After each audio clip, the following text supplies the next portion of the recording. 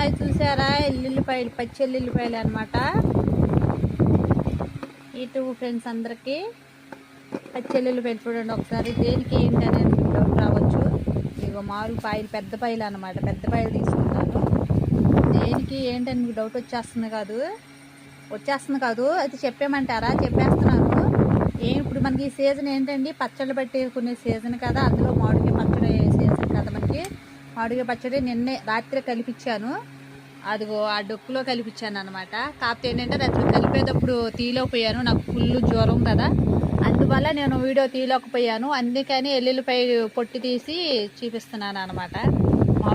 ఆవకాయ పచ్చడి అనమాట. మనకి ఎల్లుల్లిపాయ దాంట్లో కలుపుదామని చెప్పి రోజు మొత్తం పొట్టి తీస్తున్నాను. నా వల్ల అయితే కావట్లేదు. ఒక్కదాన్నే కదా, కొంచెం ఫీవర్ కదా, జ్వరంగా ఉంది.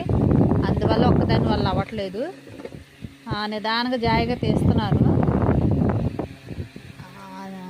ఏంటంటే మీరు ఎవరైనా సరే పచ్చళ్ళు పట్టుకున్నారా లేదో కామెంట్ చేయండి. మేమైతే రాత్రి పచ్చళ్ళు పట్టాము. ఎల్లుల్లిపాయకి కలపడం కోసం పొడి తీస్తున్నాను అనమాట. ఓకేనా? ఏదేమైనా మామిడికాయ పచ్చడి కలిపిన తర్వాత మీకు మా పచ్చడి టేస్ట్ ఎలాగుందో చూపిస్తాను. ఏమంటారు? Okay friends, bye.